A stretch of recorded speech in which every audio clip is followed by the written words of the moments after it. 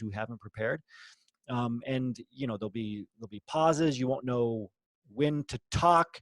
You'll start talking before they're done talking. You have to practice this. It's a great time to practice your phone screens. It's a great time to create a space for phone screens and video interviews if you're serious about getting hired right now. Now, in additional webinars or future webinars, we can cover resumes and LinkedIn profiles thoroughly. That's an important part of the equation.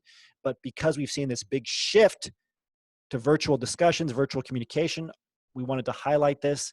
And then I want to end today's discussion by talking about the different career paths you have available to you and which ones are actually surging right now. We have new data on this that we're going to show you, or at least show you the positions that the data is indicating are surging right now. So phone interviews, what does that mean? It means it's going to be audio only. Now, what a lot of PhDs don't realize is that hiring managers, recruiters, they're human beings just like you. So what do? They come in the most motivated on Monday. And they go through all of their resumes on Monday and they choose who they're going to call on Mondays. This is why if you upload a resume on Monday, or if the employer has it on a Monday, you're like 40% more likely to get a phone screen. This data is from our partners at TalentWorks, 40% more likely. So if you're wondering which day to submit your resume on, Mondays are the best day. Or Sunday night, you can set everything up and then upload it first thing on Monday morning. Because this is when they're batching all their resumes they're going through, and you have to be ready. Remember, the phone number you put on your resume in the upper right-hand corner, you got to answer that. You got to be able to pick up the phone when they call and be ready for that phone screen right then. Now, many of them, they'll email you. They might text you at that number. Nowadays, don't be surprised if that happens. To see if you're available for a call, they might just call you up without warning. If they do contact you, they could say, hey, do you have availability for a phone screen in the next 3 hours? So just be ready. As PhDs, we tend to think we're going to have like weeks to prepare for this, or even days. Not always the case. When it comes to the phone screen, take it as seriously as a site visit. Take it as seriously as the final step. All that work, you have a phone screen. You just saw that means that you are now in the top dozen people after getting the hundreds of other people of the initial 525 weeded out. You should be so excited by this. You should be prepared because you know that this is your chance. This is your chance to move forward to where it's going to be down to like 4 or 5 people. Okay, so take your phone screen seriously. It's not hundreds of people for every job getting a phone screen. It's like a dozen, usually at the most. Okay, so be prepared for this. You want to sound educated about the position. You want to be able to answer questions about why the position is available, even at the phone screen stage. You want to be prepared for questions like, what are your salary expectations? Even though it seems way too soon to be answering those questions. You don't want to be distracted. You want to be able to take notes because very often they'll ask you a question at the beginning and they'll return to that. And the worst thing you can do, and PhDs do this all the time, is I don't remember, they'll basically say, I don't remember what you're talking about. They'll say, well, can you repeat the previous question, or what question was that referring to? Or they'll give an answer to a question that wasn't actually the question that was initially asked. So record the questions as they're asked, even record very briefly what your answer was so you never get lost, so you can return to it. It also shows mental clarity, it shows intelligence to be able to return to things that you said previously correctly. You want to make sure that there's no sounds in the background. Now look, I understand it's difficult. We're all working remotely. We have to work in our homes. There might be your kids or animals. There might be cars that are making noise. You can't get to a place that's going to be 100% quiet on your phone. Try to do the best you can. Make the call in a closet if you have to, if it's not too echoey. If there is a noise that you simply can't get away from, alert them in your response in the email. Say there's because of the stay-at-home order, I'm at home. We live next to a very busy road. There might be a little bit of noise there. Assuming that's okay with you, I'd love to do the call at XYZ time. All right, so let them know beforehand, then it won't be a surprise. Then it won't trigger in their mind, oh, this person is not serious about the role, because that's what they would think any other time when there's not a stay-at-home order in place or a pandemic. And they would just naturally think that. They might even forget there's a pandemic. They might think it comes across as unprofessional. So again, prime them for it, prep them, let them know beforehand. If they just call on the phone, say, I'd love to talk right now. One thing you should know is I'm in my home on the stay-at-home order. There's a very busy road outside, And so there might be a little bit of noise there, but if that's okay with you, I would love to continue. Turn off call waiting. I mean, of course, if you can use a landline, if anybody has those anymore, you can use that as well. Try to find the room of your house, your apartment, et cetera, where there's the best signal, the most bars. Seems like a little thing, but a lot of people forget. And keep your resume on you. Most phone screens, they're just evaluating your competency first and foremost, which means they're going to go through your resume and just make sure that what you said on there is correct. And then they're going to evaluate, how well you can have a conversation, if they enjoy talking to you, and maybe one or two behavioral questions, which we'll talk about in a bit. So what are the most common phone screen questions that we are hearing right now during the recession? These are 10 that our group in the association has given us over the past 6 weeks. There are some shifts here, and I'll talk about them. The first one, it's very simple. Can you tell me about yourself? You're going to get this question because it buys the interviewer time. They have your resume. They're making call after call after call. They've done this, maybe 50 times today for 10 different positions. Now they're calling you to buy themselves some time to look at your resume. They'll say, can you tell me about yourself? This is where you need to have your elevator pitch ready. You need to present it. What does your elevator pitch say? Who you are, right? Include both your technical background, but also maybe something personal, like you have a hobby or something that humanizes you. Then what do you want? The position at hand, and why should they care, right? Why should somebody else besides you care?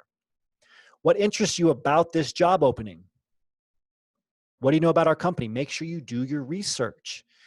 If you have to buy yourself 2 minutes before the phone call to research online, do that. You should have done it already if you're applying. You have to know about the company, about the job. You got to be able to answer these rationale questions. The why.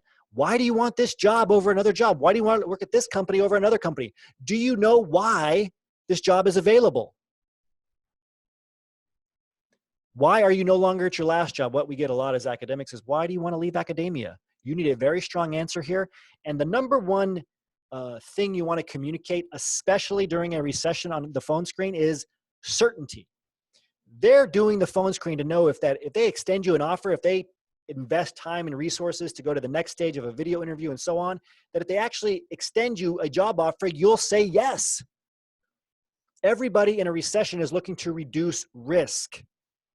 So think about it. When hiring was at the highest levels ever in January, what do you think a lot of company resources and money was going to?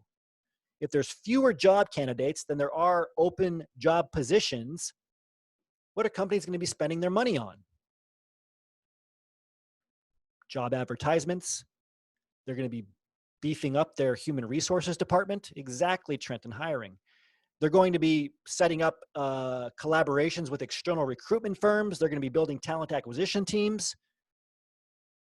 But what happens in a recession? What happens when there's way more job candidates than there are open positions? Where does the money go to instead? First of all, it goes away from hiring. They'll get their HR team down to maybe 1 or 2 hiring managers. They'll cut all of their external collaborations with recruiters, which is why a lot of you might have been talking to recruiters and they went radio silent on you because so many companies cut their external recruitment teams. And then they'll put all of their money towards what?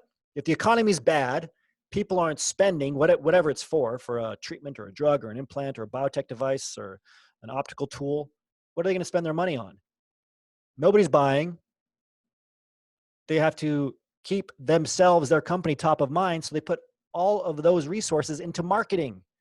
So instead of doing, one television commercial to put their company into people's awareness, they have to do 10 now.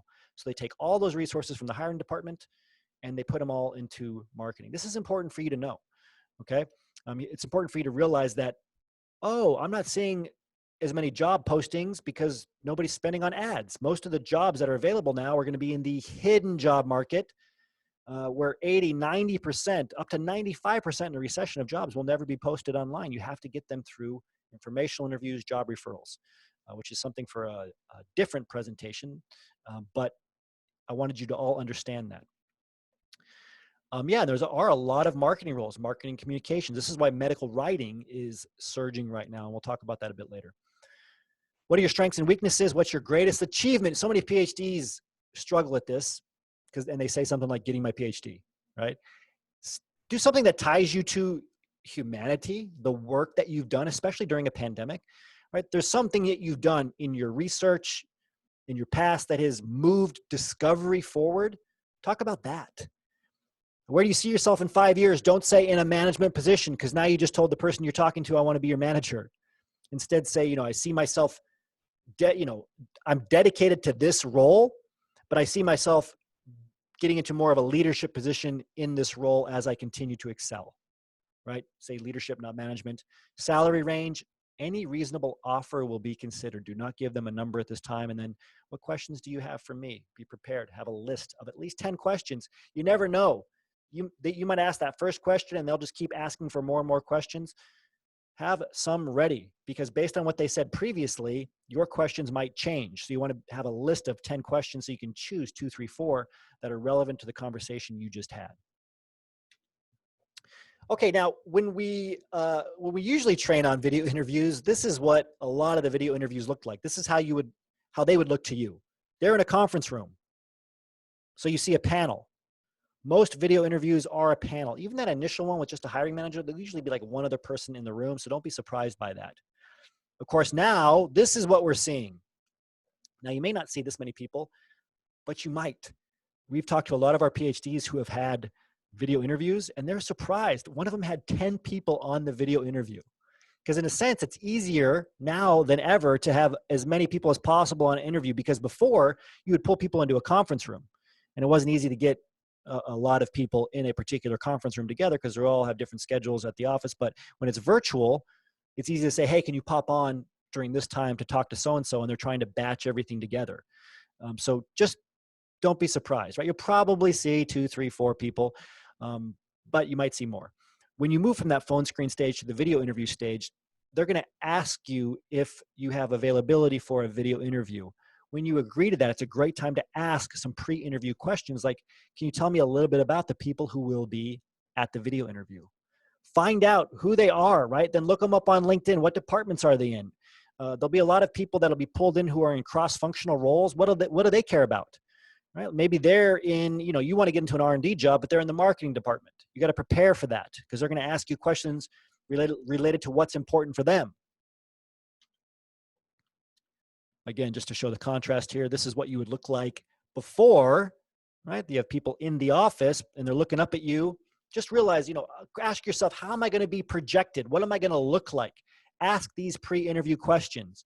Are you going to be on a huge flat screen where your head's going to be 2 feet by 2 feet and you're going to be projected in a room? It's going to change, your mannerisms. It's going to change how much you have to project your voice. It's going to change your approach quite a bit. Of course, today with the pandemic, you're going to be in a little box, likely like this. You can tell a lot by the software program link that they give you.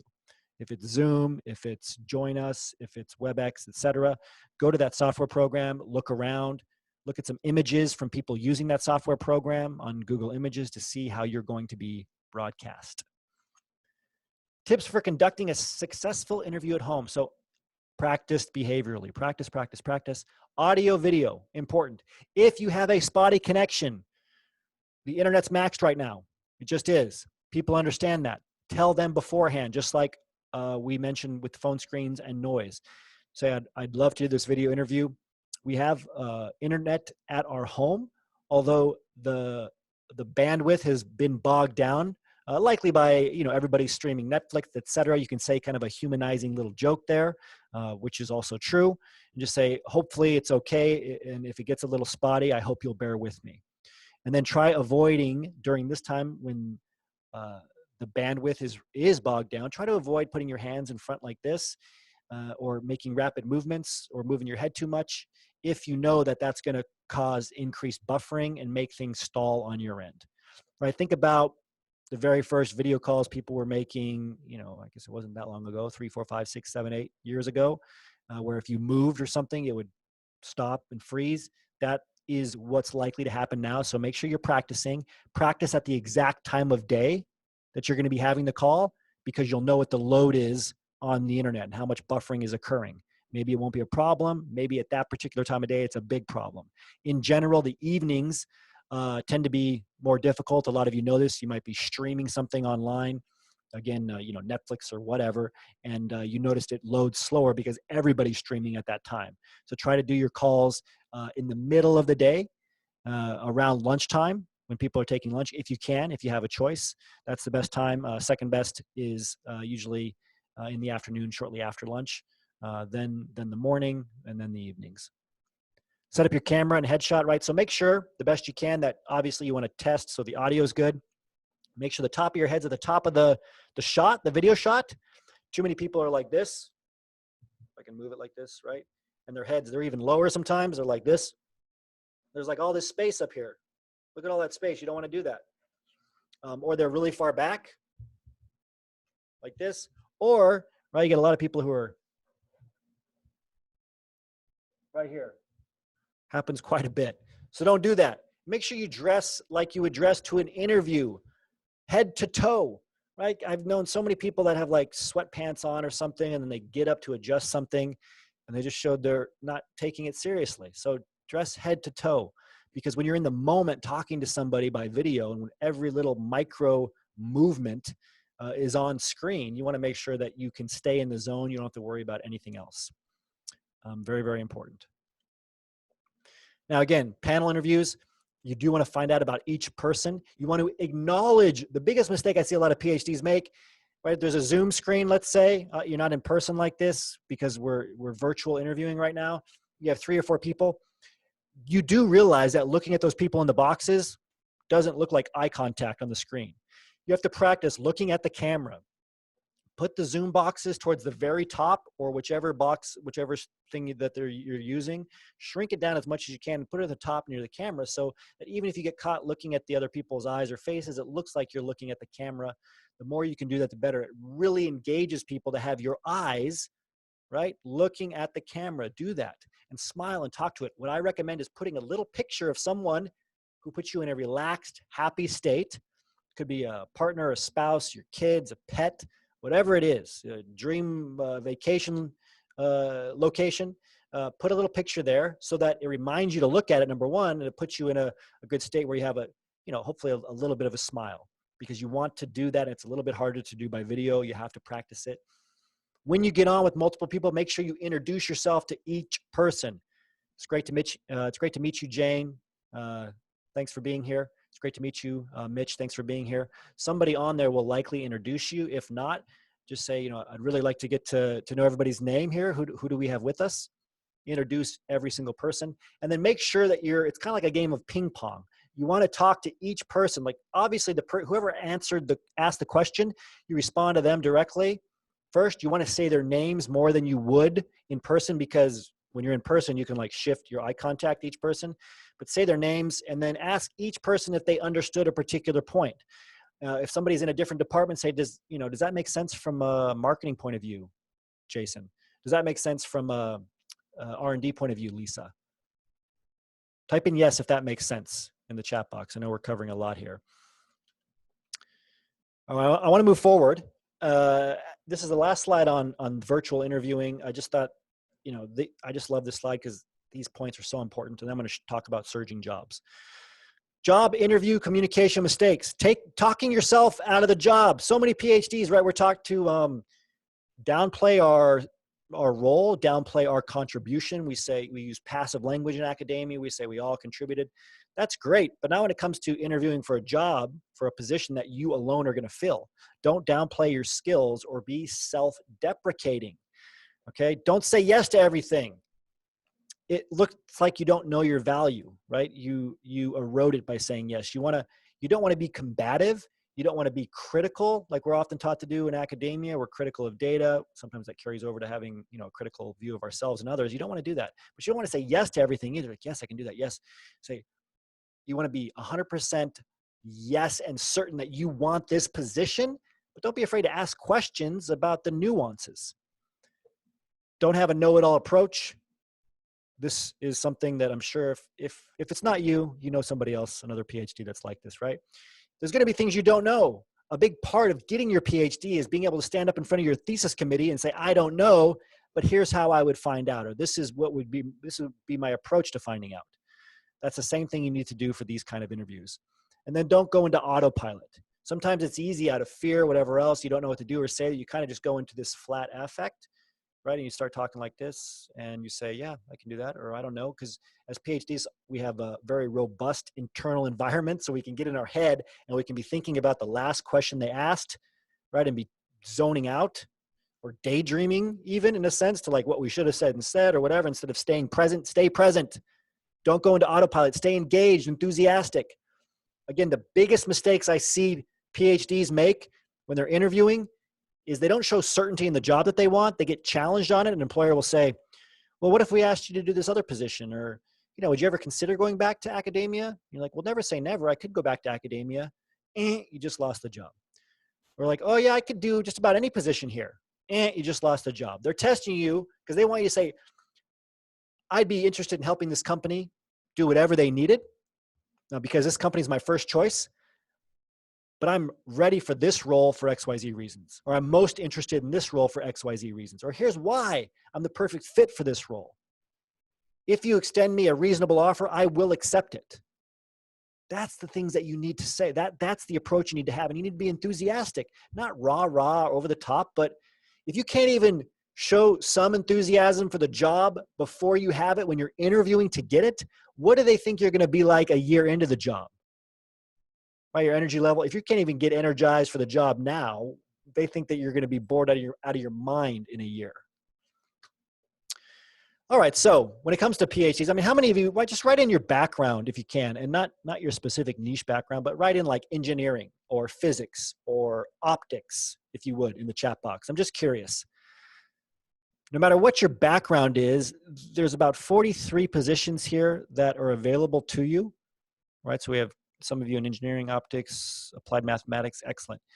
Now remember, the transferable skills that you have, research, analysis, speed of learning, project management, there's also additional transferable skills you probably don't realize you have that are incredibly valuable during a recession.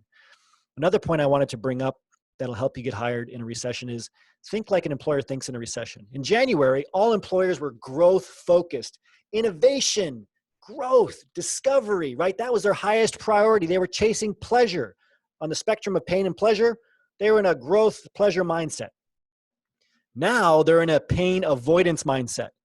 So if you're trying to get hired with growth, innovation, discovery, those kind of transferable skills, not going to work.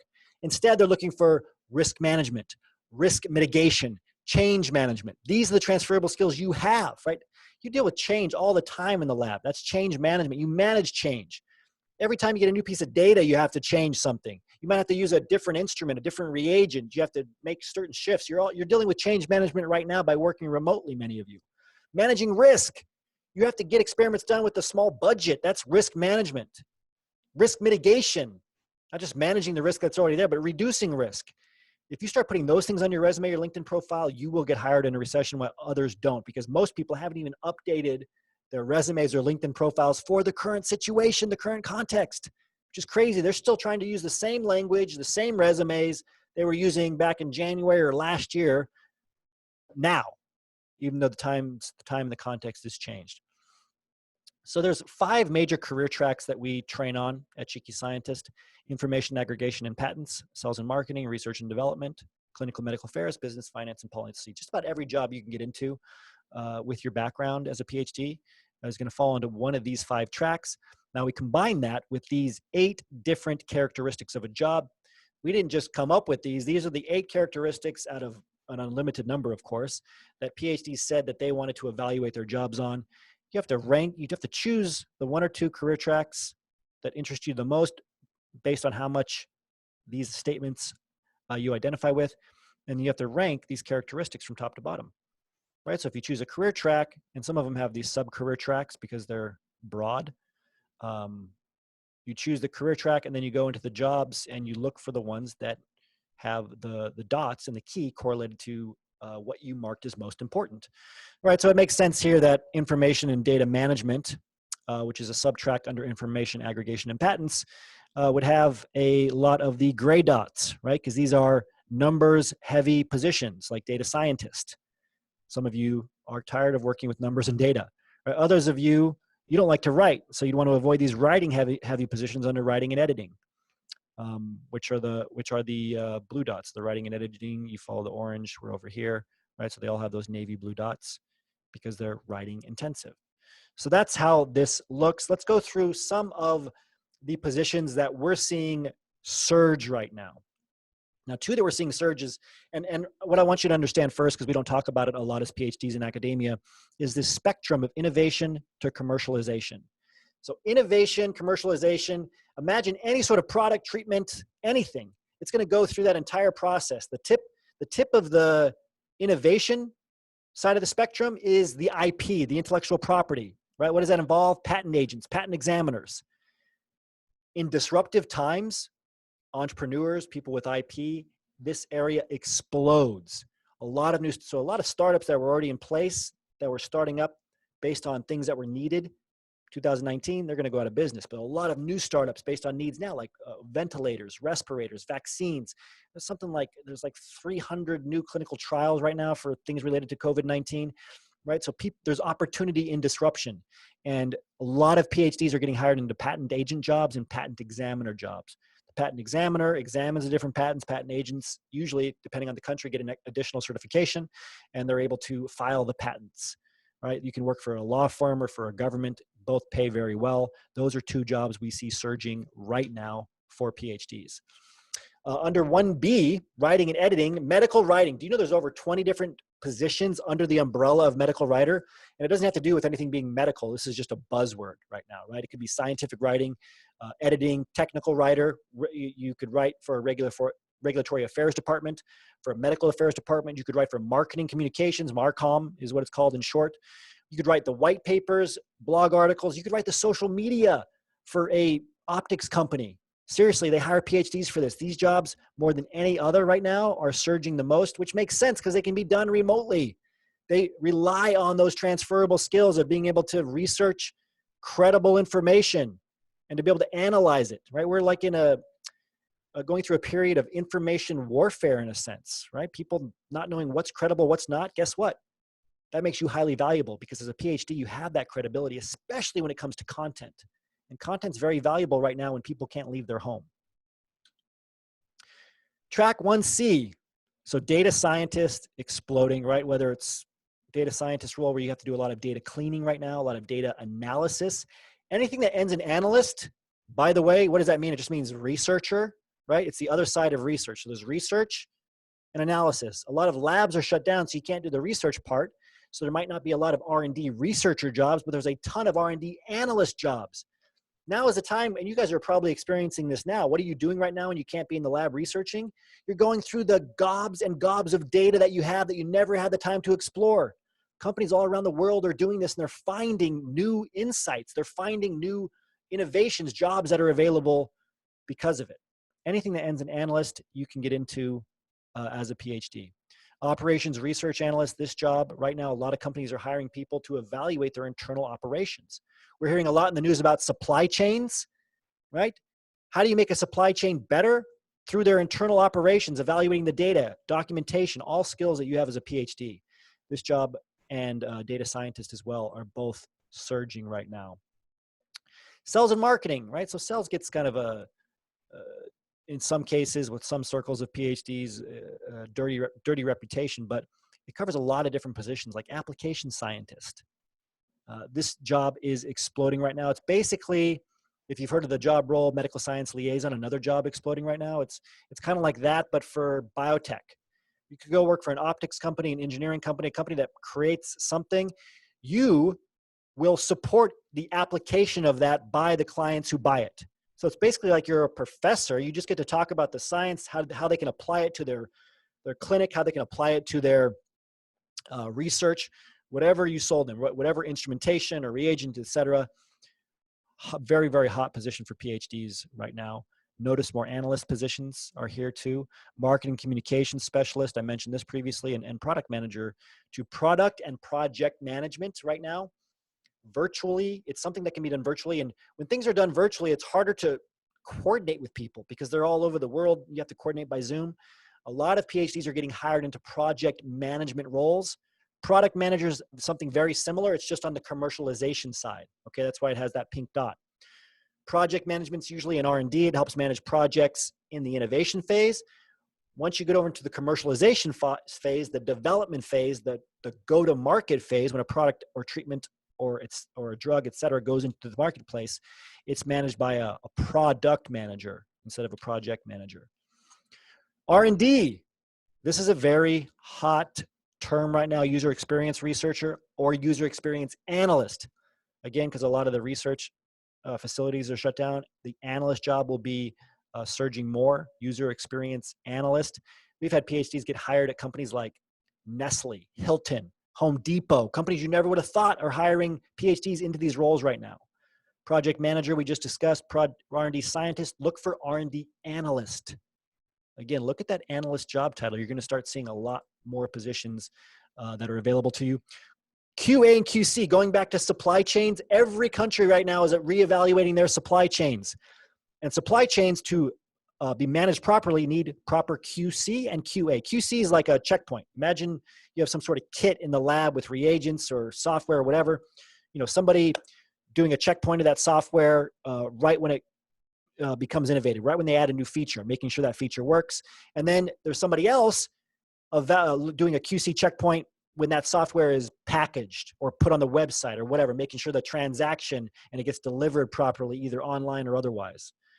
It could be the same for a laser, right? They're evaluating the specs of the laser very early on during the initiation phase, and probably 10 other checkpoints all the way to distribution, to actually shipping the laser to a particular client.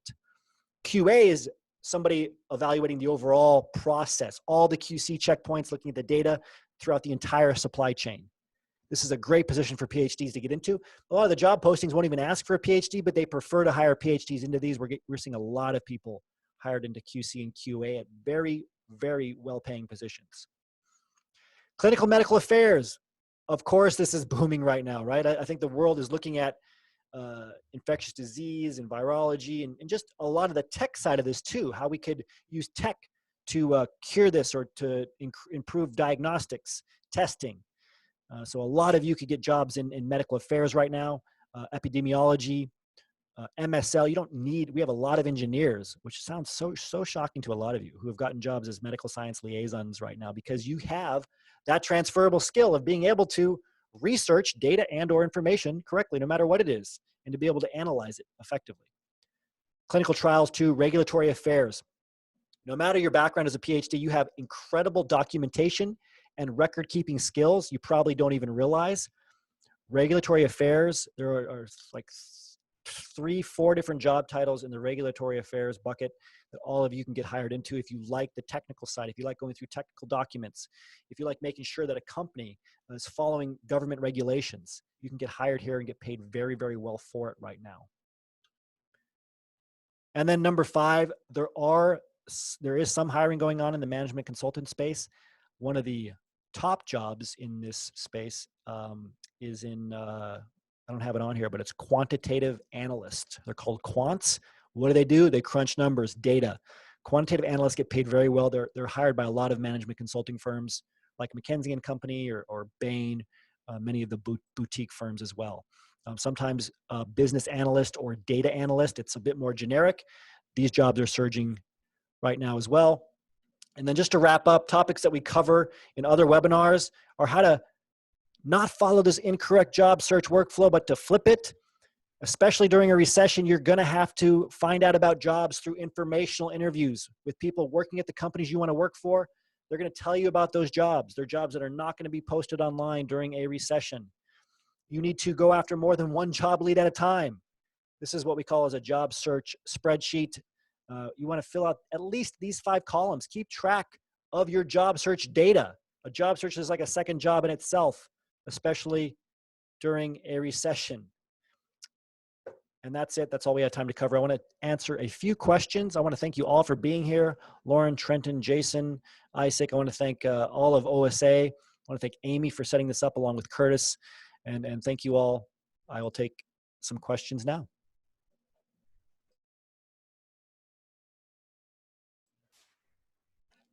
You're welcome, Kane. You're welcome, Emily.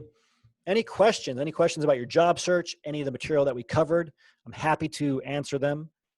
Trenton, thank you very much for your kind words. Again, thanks to all of you for being on here today. So great to see so many PhDs on. Kelsey, thanks for being on too. And if you do have questions, you can let me know. And if you have questions you want to contact me on LinkedIn, you can do that as well. Kelsey says, you mentioned informational interviews. Could you expand on what that is? I can. So basically, it's where you interview someone to figure out how they got their job. And the reason this is so valuable, and I'm going to see if I can find, I have a ebook. It's a free ebook that we just updated on this, because I can give you an answer, but there's a whole process for this. There's a list of questions. I'll put this in the chat box for you. I think you have to copy and paste that URL because Zoom has a bug, the new version where you can't click on it.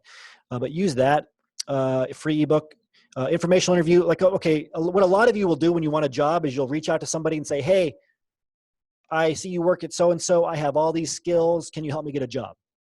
Sometimes to people you haven't even met, or you'll send them your resume and say, please look at my resume.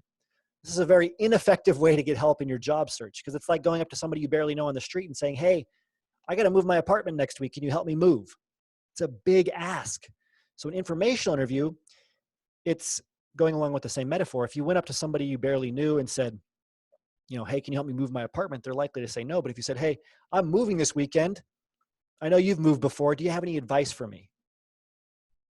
They're much more likely to give you advice, right? So same thing with your job. Instead, reach out to somebody, get connected and say, hey, I see you work at XYZ company.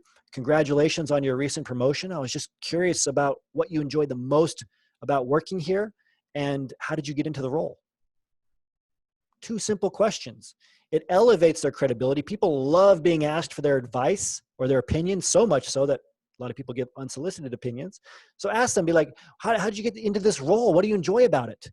Approach it from kind of a student mindset, and you'll set up the informational interview that way. And doing that by LinkedIn or by email can move to a phone call, can move to talking even by video. And when they do that, they'll tell you about their job, their career. They're like, finally, somebody cares about what I do. Somebody appreciates me. And it's human nature at the end for them to reciprocate, right? It's the law of reciprocation. They'll say, well, that's enough about me. What about you? Are you looking for a job? And that's where you can start having the discussion about what jobs might be in the pipeline at that company. All right. So in a way, you're adding value first by elevating their credibility, by letting them talk, by letting them showcase their skill sets and what they do daily, and then they'll reciprocate. So hopefully that makes sense. But check, if you don't know what an informational interview is, get that ebook. Definitely will help you. Trenton says, I'm a little ways out of moving into industry, but I want to start moving into internship roles to set myself up for success down the road. If I'd like to set up for a specific career path, what suggestions do you have for paving the right way? I still have got about 3 years left in my PhD. Yeah, absolutely. I know a lot of engineering PhDs, some others as well, are able to do internships during their PhD without it lengthening their PhD timeline. If that's you, definitely do it.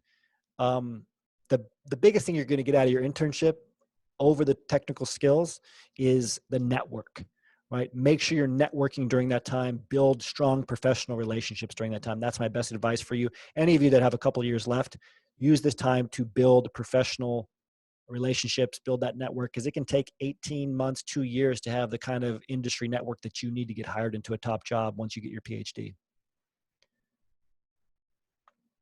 You are welcome. I would not do an internship if it does lengthen your PhD timeline. It's just, in most cases, never say never. It's not worth it. Kane, could you elaborate how can we negotiate a salary offer package a bit?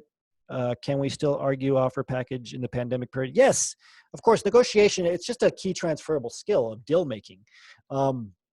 This is an entirely different topic. So I'm going to look up our ebook again, because I know we're a bit over time here. So I'm going to give you this ebook too. If you go to our website, cheekyscientist.com, you can download all of our ebooks, but I know that can take some time. So that's our negotiation ebook. There's an entire process. Just realize that negotiation starts from the very beginning. They're going to be asking you, what are your salary expectations? Maybe even on the form on the website when you upload your resume. It's a specific process you should negotiate.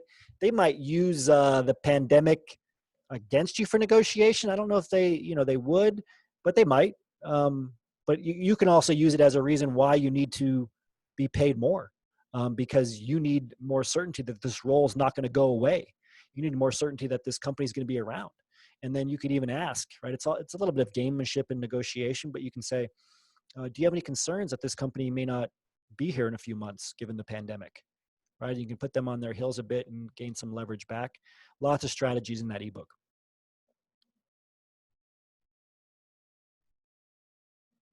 All right. Thank you all very much.